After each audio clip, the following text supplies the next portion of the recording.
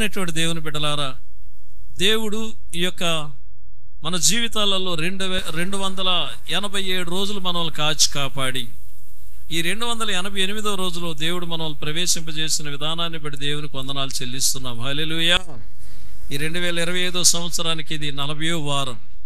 సరే, మనం 9 మాసాలు దేవునితో గడిపాం. ప్రభు మనతో ఉన్నాడు, మనల్ని నడిపించాడు. 9 మాసాలలో ప్రభు ఇచ్చినటువంటి ఆశీర్వాదాల కొరకు దేవునికి స్తోత్రం. 10వ మాసంలో మనం ప్రవేశించి ఉన్నాం. 10 అనబడినటువంటి అక్షరంలో ఉన్నటువంటి ఆశీర్వాదం ఏంటో మనం చూద్దాం. 10లో ఉన్నటువంటి ఆశీర్వాదం ఏందనేది యొక్క దినాన మనం చూద్దాం. బైబిల్లో ఉన్నటువంటి వాళ్ళందరూ కూడా తీసుకోండి. ఆదికాండం 8వ అధ్యాయము, ఆదికాండం 8వ అధ్యాయము 5వ వచనాన్ని ఒకసారి మనం చూద్దాం. ఆదికాండం 8వ అధ్యాయము 5వ వచనంలో మనం చూసినట్లయితే, నీళ్లు 10వ నెల వరకు క్రమంగా తగ్గుచూ వచ్చెను. 10వ నెల మొదటి దినమున కొండల శిఖరములు కనబడెను అంటున్నాడు. ఆదికాండములో 8వ అధ్యాయంలో 5వ వచనంలో 10వ నెల మొదటి దినమున కొండల శిఖరములు కనబడెను అని అంటున్నాడు.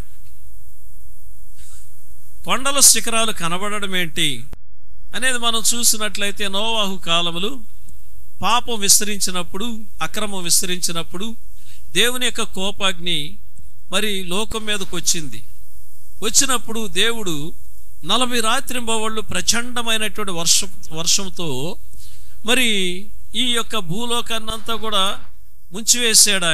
ఆయన కోపం రగులుకున్నది. అలాంటి సందర్భంలో జరిగిన సన్నివేశం ఏంటంటే, భూలోకంలో ఎటు చూసినా కూడా నీళ్లే, ఎక్కడ కూడా పర్వతాలు కనిపించలేదు, ఎత్తైనటువంటి శిఖరాలు కూడా కనిపించలేదు, ఎటు చూసినా నీళ్లే.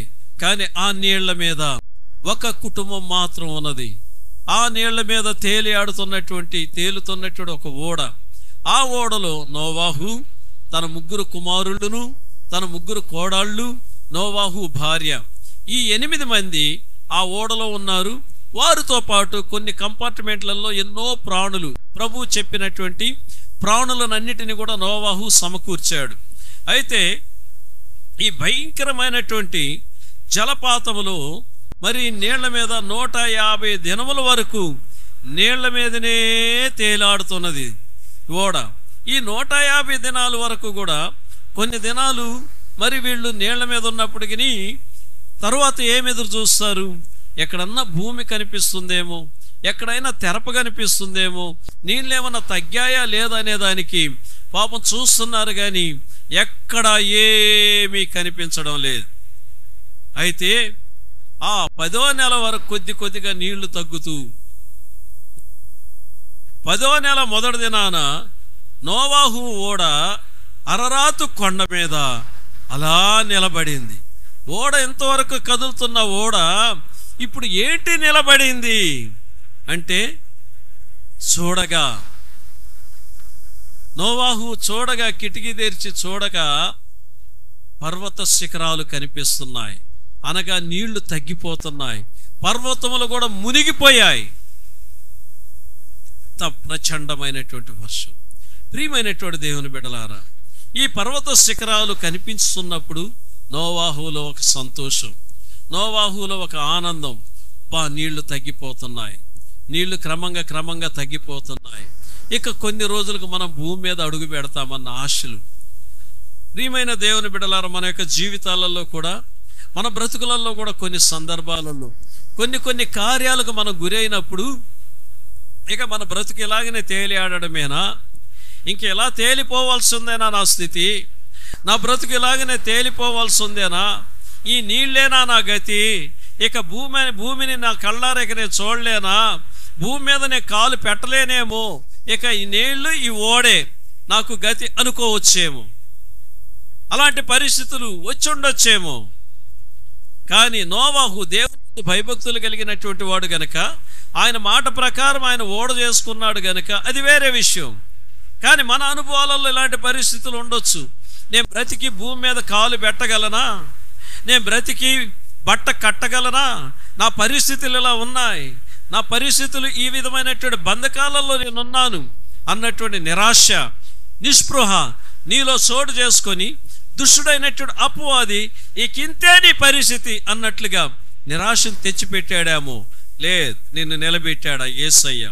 నువ్వు పర్వత శిఖరాలను చూస్తున్నావు. ఇప్పుడు కొంతకాలానికి నువ్వు భూమి మీద కాలు పెడతావు. చేతులు తడి దేవుని నామని మైపరుద్దాం.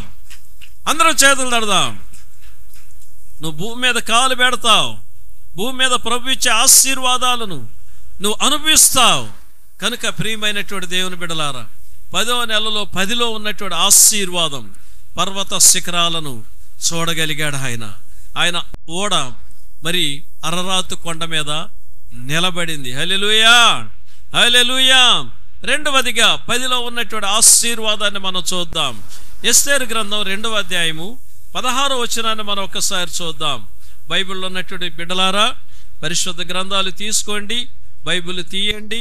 ఎస్తేరు గ్రంథం 2వ అధ్యాయంలో మరి హెబ్రీలు 10వ మాసాన్ని వాళ్ళు ఏమని అంటారో చూద్దాం. టిబేత్ అను 10వ నెలలు అని చూడండి. టిబేత్ అనబడినటువంటి 10వ నెల. 10వ నెల టిబేత్. హెబ్రీలు యొక్క నెల, ఆ మాసం పేరు. మనమైతే 10వ నెలను మనమేమంటాము? అక్టోబర్ అని అంటాం మనకి. కానీ లెక్కలు అది వేరే విషయము. ఏది ఏమైనప్పటికీ ప్రియమైన దేవుని బిడ్డలారా, ఈ 10వ నెలలో జరిగినటువంటి సన్నివేశం ఏమనగా, షూషాను కోటలో కన్యకులను సిద్ధపరిచి 12 మాసంలో సిద్ధపరిచి రాజు దగ్గరికి ఒక్కొక్కళ్ళను పంపేటప్పుడు రాజు ఎవరినైతే పేరు పెట్టి పిలుస్తాడో, ఎవరి పట్ల రాజు సంతోషించి ఆనందిస్తాడో వాళ్ళ ప్రవర్తనను చూసి వాళ్ళే షూషాను కోటకి రాని. అయితే ఇలాంటి పరిస్థితుల్లో ఒక్కొక్కళ్ళని ఈ 12 మాసాలు 12 మాసాలు వాళ్ళకి కావలసినటువంటి తైలాలను ఏమేం కావాలో వాళ్ళకి అవన్నీ ఇచ్చి రాజు చూడంగానే మెచ్చుకున్నట్లుగా సిద్ధపడుతున్నారు. అందరూ ఒక్కొక్కరు వెళతా ఉన్నారు రాజు దగ్గరికి. మరి ఎస్తేరు యొక్క వంతు వచ్చింది. ఎస్తేరు యొక్క వంతు వచ్చినప్పుడు ఆ 10వ నెలలో రాజు దగ్గరికి పోయినప్పుడు జరిగిన సన్నివేశం ఏమనగా, 17వ వచనంలో స్త్రీలందరికంటే రాజు ఎస్తేరును ప్రేమించెను. కన్యకలందరికంటే ఆమె అతని వలన దయాదాక్షిణ్యములు పొందెను. అతడు రాజ్య కిరీటమును ఆమె తల మీద ఉంచి ఆమెను వస్తీకి బదులుగా రాణిగా నియమించెను. చేతులు తట్టి దేవుని నామని మహిమపరుద్దామా? అందరూ చేతులు తట్టిన ప్రియమైనటువంటి దేవుని బిడ్డలారా, ఎస్తేరు తల్లిదండ్రులు లేనటువంటి బిడ్డ. ఈ ఎస్తేరును మొర్దెకై పెంచుకున్నాడు. అయితే ఈ ఎస్తేరు ఈ షూషాను కోటలో మరి వాళ్లతో కూడా కలిసిపోయింది. కానీ వాళ్లతో పాటు ఈమె అనుకున్నటువంటి రీతిగా వస్త్రాభరణ అనుకున్న రీతిగా ఆమె అలంకరించుకోలేదు. ఆమెకున్నటువంటి వస్త్రాలతోనే, ఆమెకున్నటువంటి అందముతోనే, ఆమెకున్నటువంటి మరి పరిస్థితులను బట్టి ఆమెకున్న దాంట్లోనే ఆమె వెళ్ళింది రాజు దగ్గరికి. అందరైతే రకరకాల బట్టలు, రకరకాల రంగులు, రకరకాల నూనెలు రాసుకొని పూసుకొని రాజు చూడంగానే నన్ను మెచ్చుకోవాలన్న రీతిలో వెళ్ళారు. కానీ రాణి ఆ విధంగా అలంకరించుకోవాలా. వాళ్ళను అలంకరించేవాడు కూడా, అతను కూడా రాణిని చూసి మరి ఎలా అలంకరించాలో చెప్పమ్మంటే ఎస్తేరు, వద్దయ్యా, నాకున్నదే చాలు. దేవుడు నన్ను ఏ రీతిగా పుట్టించాడు అదే రూపంతోనే నేను వెళ్తాను. ఈ బట్టలే చాలు, నాకున్నాయే చాలు అని వెళ్ళింది. దీనురాలుగా ఎంతో వినయ విధేయతలతో సాత్వికమైన ప్రవర్తన, దీనమైనటువంటి ప్రవర్తన, ఆమెలో ఉన్నటువంటి ఆ ప్రవర్తన, ఆ నడక, ఆ చూపు, ఆ రూపం రాజును అలాగనే ఆకర్షించింది. చూడండి ఎంత చక్కగా ఉందో. 10వ నెలలో జరిగినటువంటి అద్భుతమైన కార్యం అది. స్త్రీలందరికంటే రాజు ఎస్తేరును ప్రేమించెను. ప్రియమైనటువంటి నా బిడ్డలారా, దేవుని బిడ్డలారా, దేవుని వాక్యాన్ని వింటున్న బిడ్డలారా, నిజంగా యేసు నిన్ను ప్రేమిస్తున్నాడు. ఎందుకంటే నువ్వు ఏ స్థితిలో ఉన్నావు, ఏ పరిస్థితుల్లో ఉన్నావు, ఎలాంటి పరిస్థితుల్లో ఉండి కూడా అందరిలాగా నీవు బాధపడక, అందరిలాగా నీవు ఆరాటపడక, ప్రభువా నాకున్న దానిని బట్టి నీకు స్తోత్రం, నువ్వు నాకు ఇచ్చిన దానిని బట్టి నీకు స్తోత్రం, నువ్వు నాతో ఉన్న విధానాన్ని బట్టి నీకు స్తోత్రం, నాకు ఇచ్చినా స్తోత్రం, నాకు ఇయ్యకపోయినా నీకు స్తోత్రం అన్నటువంటి సాత్వికముతో, దీర్ఘశాంతముతో, ఓర్పుతో ప్రభువులో ఉన్నటువంటి మహత్తరాన్ని ఎరిగి ఆయన ముందు నువ్వు నిలబడుతున్నావు కదా. నీలో ఉన్నటువంటి ఆ దీనత్వాన్ని ఎరిగినటువంటి దేవుడు, నీలో ఉన్నటువంటి ఆ తగ్గింపును చూస్తున్నటువంటి యేసు, నీలో ఉన్నటువంటి దైవికమైన ఆ ప్రవర్తనను చూసినటువంటి పరలోకమందున్నటువంటి ఆ తండ్రి యొక్క దృష్టికి నువ్వు ఆకర్షించబడ్డావు. ఆయన నిన్ను ప్రేమిస్తున్నాడు. ఆయన అందరికంటే నిన్ను ఎక్కువగా ప్రేమిస్తున్నాడు. ఒకప్పుడు ఆమె పేరు ఏం పేరు? ఎస్తేరుకి ఇంకొక పేరు ఉంది. ఏం పేరు ఆ పేరు? హదస్స. హదస్స అనగా ఎడారిలో మొలిసే ఒక చెట్టు లాంటిది. ఎడారిలో, ఎడారి అనగా ఇసుక ప్రాంతం. ఒక చెట్టు సపరేట్గా అదొక వేరుగా కనిపిస్తుంది. ఒంటరిగా. హదస్స అనగా నీతివంతురాలు. నీతివంతురాలు. ఈ నీతివంతురాలు ఎస్తేరుగా మారింది. హదస్స ఎస్తేరుగా మారింది. పేరు మారింది ఎస్తేరు. ఎస్తేరు అనగా స్టార్, నక్షత్రం. ఇదే క్వశ్చన్ వచ్చే వారం అడిగితే చెప్తారా? ఆశీర్వాదకరమైనటువంటి వాక్యాలన్నీ మరిసిపోయి గద్దింపుతో కూడిన ఒక మాట పలికినప్పుడు పాస్టర్ గారు నన్ను చూసి ఎట్ట అన్నారు, పాస్టర్ గారు నన్ను ఇటు చూసి ఈ మాట అన్నారు, పాస్టర్ గారు ఆయన నన్ను చూసే చెప్పాడు అని ఉన్న ఆశీర్వాదాన్ని పోగొట్టుకునే బలహీనమైన బిడ్డలారా, దేవుని వాక్యాన్ని గమనించండి. ఎడారిలో ఒంటరిగా ఎక్కడో ఉన్నటువంటి వృక్షానికి నీతి అని పేరు పెట్టాడు ఆయన. ఎడారి లాంటి జీవితం ఎస్తేరుది. ఇప్పుడు షూషాను కోటలో రాజు యొక్క దృష్టికి ఆకర్షించబడింది. రాజు అందరికన్నా ఎక్కువగా ఆమెను ప్రేమించాడు. తర్వాత ప్రేమించినటువంటి ఆ రాజు యొక్క దృష్టిలో ఆమె దయాదాక్షిణ్యములు పొందెను. హల్లెలూయా. అతడు రాజ్య కిరీటమును ఆమె తల మీద ఉంచి ఆమెను వస్తీకి బదులుగా రాణిగా నియమించాను. హల్లెలూయా. కనుక క్రీస్తునందు ప్రియమైనటువంటి దేవుని బిడ్డ, ఈ 10వ మాసంలో, ఈ 9 మాసాలలో నువ్వు ఏ విషయాన్ని బట్టి ఒక ఎడారి లాంటి అనుభవంలో నుండి నువ్వు 10వ మాసంలో అడుగు పెట్టావో నాకు తెలియదు.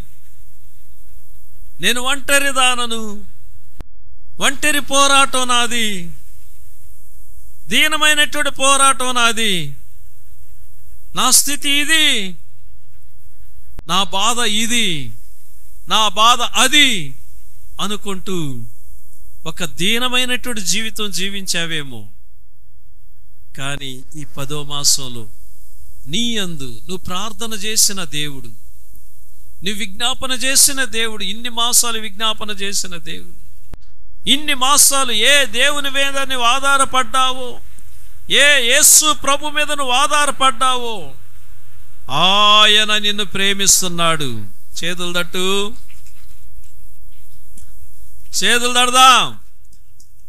ఆయన నీ పట్ల దయాదాక్షిణ్య పూర్ణుడై ఉన్నాడు.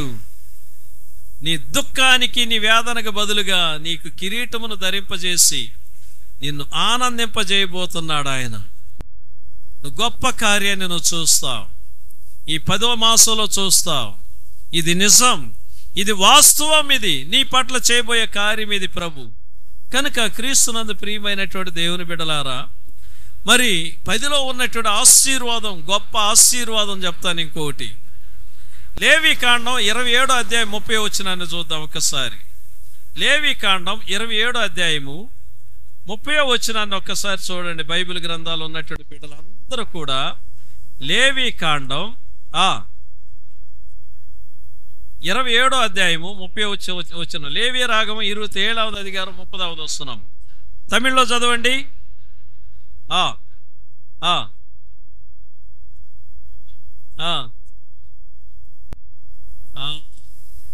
తెలుగులో ఎలా ఉందంటే, భూధాన్యములలోనేమి వృక్ష ఫలములలోనేమి భూఫలములన్నిటిలో 10వ భాగము యెహోవా సొమ్ము, అది యెహోవాకు ప్రతిష్ఠిత మగును అంటున్నాడు. 10వ భాగం ఎవరి సొమ్ము? దేవునిది. 10వ భాగం నీ రాబడిలో, నీకొచ్చే రాబడిలో 1000 రూపాయలు నువ్వు జీతం తీస్తున్నావంటే దాంట్లో 10వ భాగం దేవుని సొమ్మని పరిశుద్ధ గ్రంథం ఖచ్చితంగా చెప్తుంది. 10వ భాగం అంటే చాలా మంది నిర్లక్ష్యంగా అనుకుంటారు. ఆ 10వ భాగం దేవుని సొమ్ము.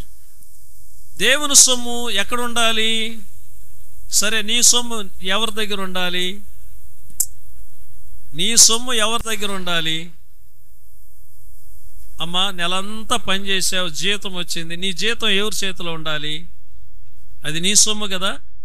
నీ సొమ్ము నీ చేతిలోనే ఉండాలి.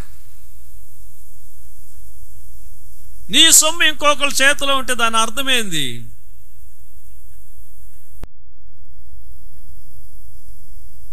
దీన్ని గురించి చెప్తే చాలా మందికి ఎక్కడ లేని బాధ.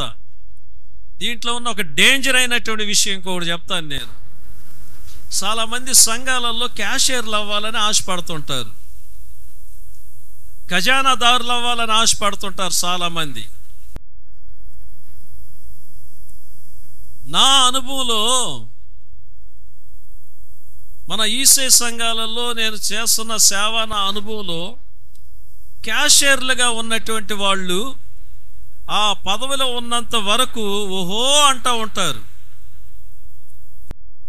ఆ కాలం తీరిపోయిన తర్వాత వాళ్ళు పడే బాధలు, వాళ్ళు పడే వేదనలు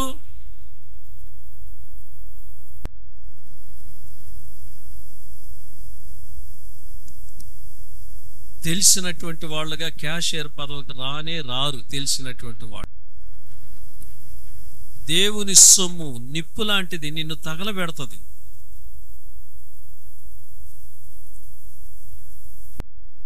దేవుని సొమ్ము అగ్ని గంధకం లాంటిది, నిన్ను తగలబెడుతుంది.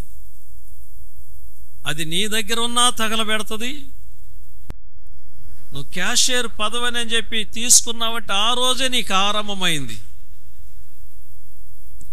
నేను అందుకని ఎవరిని ఎంకరేజ్ చెయ్యను. నేను తెలుసో తెలియకో కొందరు ఎవరినన్నా అన్నాను అనుకో, భలే బాధపడుతుంటా, ఎందుకు నోరు జారానా అని. విషయం తెలిసిన వాళ్ళుగా ఖజానాదారుడి పదవికి రారు. కానీ మన ఈసే సంఘాలలో ఆ పద్ధతి ఉంది కాబట్టి అది తప్పదు, మాకు తప్పదు. అది పడేవాళ్ళు పడుతున్నారు, పడేవాళ్ళు పడ్డారు, ఉన్నవాళ్ళు పోయారు ఎంతోమంది.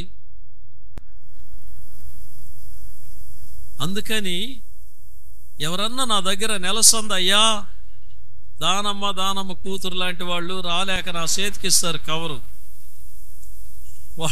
వాళ్ళు నా చేతికి ఇచ్చి ఇవ్వక తలికి ఆ సాయంత్రానికి, డేవిడ్ గారు వింటున్నా, ఏంది నవ్వుకుంటా ఉన్నావు ఒక్కడవే?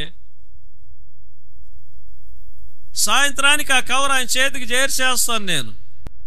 నా దగ్గర ఉంచుకోను, నాది కానీ నా దగ్గర ఉంచుకోను. ఈవెన్ 10వ భాగం కూడా సరే, నా జీతం వచ్చినప్పుడు మొట్టమొదటిగా దాన్ని తీసి పెట్టి ఫస్ట్ వారంలో తీసుకొచ్చి దైవ సన్నిధానంలో వేస్తే నాకు నెమ్మది. అబ్బా పోయింది నాయన, నాకు ఒక భారం అనిపిస్తుందండి.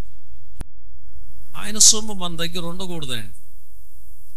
ఈనాడు దినాలలో ఎన్నో కుటుంబ జీవితాలలో సమాధానం లేదు, సంతోషం లేదు, నెమ్మది లేదు. ఎందుకని?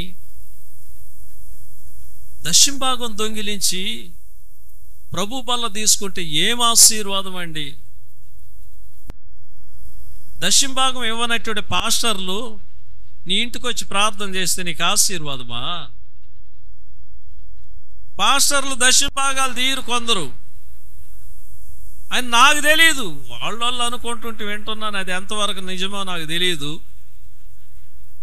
దైవజనుడు అనేవాడు కూడా దశంభాగం తీయాలి.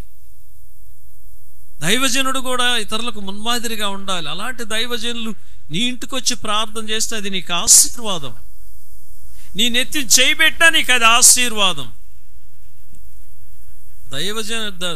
దశంభాగం దొంగిలించే వాళ్ళు నీ ఇంట్లో వచ్చి ప్రార్థన చేస్తే ఇంకేమన్నా ఉందా? దశంభాగం దొంగిలించే వాళ్ళు ప్రసంగాలు చేస్తే ఏమన్నా ఉందా అని. ప్రార్థన చేసినా ప్రసంగాలు చేసినా మనం ఇతరులకు మున్మాదిరిగా వాక్యానికి అనుకూలంగా లేకుండా మనం ఈ విషయంలో ఏం చేసినా అది మనకి రివర్స్ అయిపోతుందండి. చాలా కష్టం. కనుక దశమ భాగం, 10వ భాగం అనేది దేవుని సొమ్ము. ఆ 10లో ఉన్న ఆశీర్వాదం ఏంటంటే అది ఆయన సొమ్ము ఆయనకి చేర్చి చూడండి. ఆయన సొమ్ము ఆయనకి చేర్చి చూడు. ఎంత ఆశీర్వాదం. నిన్నెంత మెచ్చుకుంటాడు, నిన్నెంత మెచ్చుకుంటాడు. నీ భుజం మీద చెయ్యేసి నిన్ను తట్టి ఎన్ని రెట్లుగా ఇస్తాడో నాకు తెలియదు. అది నీ విశ్వాసాన్ని బట్టి ఉంటుంది. 10లో ఉన్న ఆశీర్వాదం ఆయనకి ఒక మానవుడు ఇవ్వడం అని అంటే ఆ మానవుడు ఎంత ధన్యుడు. దేవునికి ఇవ్వగలిగే స్థానంలో మనం ఉన్నామంటే 10లో ఉన్న ఆశీర్వాదం గొప్పదండి. కాబట్టి క్రీస్తునందు ప్రియమైనటువంటి దేవుని బిడ్డలారా, విషయం తెలిసినటువంటి వాళ్ళు ఎవరు కూడా క్యాషియర్ పదవికి రారు. క్యాషియర్లు అనేవాళ్ళు దశంభాగాలు ఇచ్చేవాళ్ళుగా ఉండాలి. దేవునికి అన్ని విషయాలలో అనుగుణంగా ఉండేవాళ్ళుగా ఉండాలి. ఇతరులకు మున్మాదిరిగా ఉన్నటువంటి వాళ్ళుగా ఉండాలి. లేదంటే చాలా చాలా దెబ్బతింటూ ఉంటారు, అది ఎవరైనా సరే. కనుక ప్రియమైనటువంటి దేవుని బిడ్డలారా, అందుకనే దశంభాగాలను గురించి చెప్పేటప్పుడు చాలామంది బాధపడుతుంటారు. దైవజనుల మీద వీళ్ళకి ఇదే పని, ఎప్పుడు కూడా వీటిని గురించి చెప్పందే వీళ్ళకి నిద్ర రాదనుకుంటారు. కానీ పౌలు ఏమంటాడంటే, వీటిని గురించి ఏమంటాడంటే, కొరింథీయులకు రాసిన 2వ పత్రిక 9వ అధ్యాయము 6-7 వచనాలు మనం చూద్దాం. కొరింథీయులకు రాసిన 2వ పత్రిక 9వ అధ్యాయము 6-7 వచనాలను ఒక్కసారి మనం చూద్దాం. చూడండి, దేవుని యొక్క వాక్యంలో కొంచెముగా విత్తువాడు కొంచెముగా పంట కోయును, సమృద్ధిగా విత్తువాడు సమృద్ధిగా పంట కోయును అంటున్నాడు. సమృద్ధి అంటే దాని అర్థమేంది? దశంభాగాన్ని మించి, అంటే వాళ్ళ రాబడులను బట్టి ఉంటాయి. కాబట్టి 7వ వచనంలోకి వద్దాం. సనుగు కొనకయు బలవంతముగా కాకియు ప్రతివాడును తన హృదయంలో నిశ్చయించుకొనిన ప్రకారము ఇయ్యవలెను. దేవుడు ఉత్సాహముగా ఇచ్చువానిని ప్రేమించును. ఉత్సాహముగా ఇచ్చే సనుగుకోవద్దు అంటున్నాడు, గొణుగుకోవద్దు అంటున్నాడు. కనుక ప్రియమైనటువంటి దేవుని బిడ్డలారా, దేవునికి ఇచ్చే విషయంలో పేదవాళ్ళు ఉన్నారు, మన సంఘంలో విధవరాళ్ళు ఉన్నారు. ఆ పూటకు ఏదో చిన్న చిన్న పనులకు పోయొచ్చేవాళ్ళు. సోదరి అంతో నమ్మగడుతుందండి, నెలకి కరెక్ట్గా ఆమె సందామి. విధవరాళ్ళు దానమ్మ, మనసులో నుండి లేని దానమ్మ సందా గడుతుంది. యూట్యూబ్లో తెలుస్తుంది ఇవన్నీ. వాళ్ళ కూతురు దైవ సన్నిధానంలో అన్నీ తెలిసినటువంటి వాళ్ళు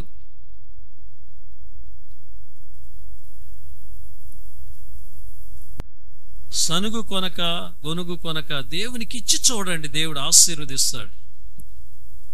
ఆయనకిచ్చి చూడండి.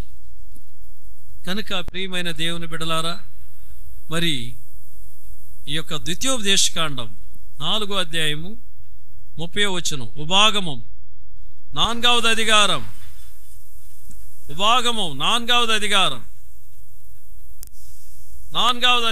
30వ వచనం, ద్వితీయోపదేశకాండం 4వ అధ్యాయంలో 30-31 వచనాలు చూద్దాం. చూడండి, ఈ సంగతులన్నీ నీకు సంభవించిన తరువాత నీకు బాధ కలిగినప్పుడు, ఈ వాక్యాలు విని నీకు బాధ కలిగినప్పుడు, దేవుని మాటలు విని నీకు బాధ కలిగినప్పుడు, దైవజనుని నోటిలో నుండి సత్యం బయటకు వచ్చినప్పుడు, ఆ సత్యం వలన నీ హృదయం బాధ కలిగినప్పుడు, అంత్య దినములలో నీవు నీ దేవుడు తిరిగి ఆయన మాట వినిన ఎడల, నీ దేవుడైన యెహోవా కనికరము గల దేవుడు గనుక నిన్ను చెయ్యి విడువడు. హల్లెలూయా చెప్పండి, హల్లెలూయా. నీవు ఆయన మాట విని నువ్వు చేసినట్లయితే ఎలాంటి పరిస్థితులు వచ్చినా నిన్ను చెయ్యి విడవడు ఆయన. పరిస్థితులన్నీ కూడా నీ చుట్టూ నిలబడినా నిన్ను చెయ్యి విడవడు ఆయన. ప్రియమైనటువంటి దేవుని బిడ్డలారా, నోవాహు ఓడ భూమి మీద నిలబడినప్పుడు నోవాహు ఏం చేశాడో తెలుసా? 20వ వచనంలో చూస్తే, ఆదికాండం 8వ అధ్యాయం 20వ వచనంలో చూస్తే, దేవునికి మరి బలిపీఠం కట్టాడు. నోవాహు అంటే నెమ్మది. ఇప్పుడు నెమ్మది పొందాడు అయ్యా. భూమి మీద అడుగుపెట్టి బలిపీఠం కట్టి పవిత్ర వస్తువులన్నిటిలో, పవిత్ర పక్షులన్నిటిలో కొన్ని తీసుకొని ఆ పీఠం మీద దహన బలి అర్పించెను. అప్పుడు యెహోవా ఇంపైన సువాసనను ఆగ్రాణించి, ఇక మీదట నరులను బట్టి భూమిని మరలా శపించను, వారి బాల్యము నుండి చెడ్డది శపించను. ఎందుకంటే నరుల హృదయాలోచనలు వారి బాల్యము నుండి చెడ్డది. కాబట్టి ఎప్పటికి నేను సమరించను ఏ జీవులను అని తీర్మానం చేసుకున్నాడు.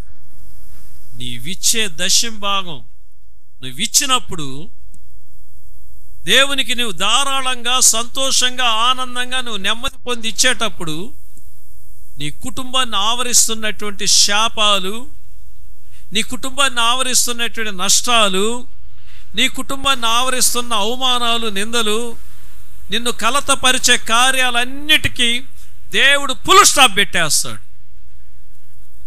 గమనిస్తున్నారు ఈ మాటని? బాణాలలాగా నీ చుట్టూ ముట్టే ప్రతి కార్యాలు ఫుల్ స్టాప్ పెడతాడు ఆయన. యూట్యూబ్లో వాక్యం చూసే దేవుని బిడ్డ, దేవునికి ఇచ్చి చూడు. వాక్యం వింటున్న బిడ్డలారా, ప్రభువుకి ఇచ్చి చూడండి, సనుక్కోకండి. కడవరి దినాలలో ఉన్న భయంకరమైన దినాలలో 10లో ఉన్నటువంటి ఆశీర్వాదాలు, ఇన్ని ఆశీర్వాదాలు ఉన్నాయి. అయితే ఈ 10వ మాసంలో ఆయన మాటను విని ఎడల ఈ ఆశీర్వాదాలన్నీ నీ మీదకి, నీ బిడ్డల మీదకి వచ్చును. ఆమేన్. ప్రార్థన చేద్దాం. మహాగణుడైన మా పరలోకపు తండ్రి, 10లో ఉన్నటువంటి ఆశీర్వాదాలను మా ముందు పెట్టినందుకు నీకు వందనాలయ్యా. ఈ వాక్యం విన్నటువంటి ప్రతి బిడ్డలు నీ మాట విని, నీ మాటల ప్రకారం చేసి గొప్ప ఆశీర్వాదాలను, సమాధానమును, నెమ్మదిని, సంతోషమును, ఆరోగ్యమును కలిగి నీ బిడ్డలు చల్లగా వర్ధిల్లడానికి కృపను దయచేయండి. దశమ భాగాలు ఇవ్వలేని పరిస్థితుల్లో నీ బిడ్డల కుటుంబాలు గనక ఉంటే, ఏ బిడ్డలు ఇవ్వలేని పరిస్థితుల్లో ఉన్నారు, దేనిని బట్టి ఇవ్వలేకపోతున్నారు, వాళ్ళ కష్టాలను దూరపరచండి, వాళ్ళ బాధల నుండి విమోచించండి, వాళ్ళ బంధకాల నుండి విడుదలను దయచేయండి. ఆ బిడ్డలకు ప్రభు సంపూర్ణమైన విమోచన కలుగజేసి పూర్ణ శాంతి కలిగిన వారిగా, ఆశీర్వదించి దీవించండి అయ్యా. ఇస్తున్న బిడ్డలను నువ్వు చెయ్యి విడిచే దేవుడు కావు గనుక ఈ వాక్యం వింటున్న బిడ్డలు ఏ సమస్యలలో ఉన్నారు ఆ సమస్యలన్నిటిలో నుండి బయటికి తీసుకొచ్చి ఈ 10వ మాసంలో గొప్ప మేలైన కార్యాలను చూసి నీ నామాన్ని బహుగా ఘనపరిచే కృపను దయచేయండి. యేసు నామములో అడుగుతున్నాం తండ్రి, చెప్పండి ఆమేన్.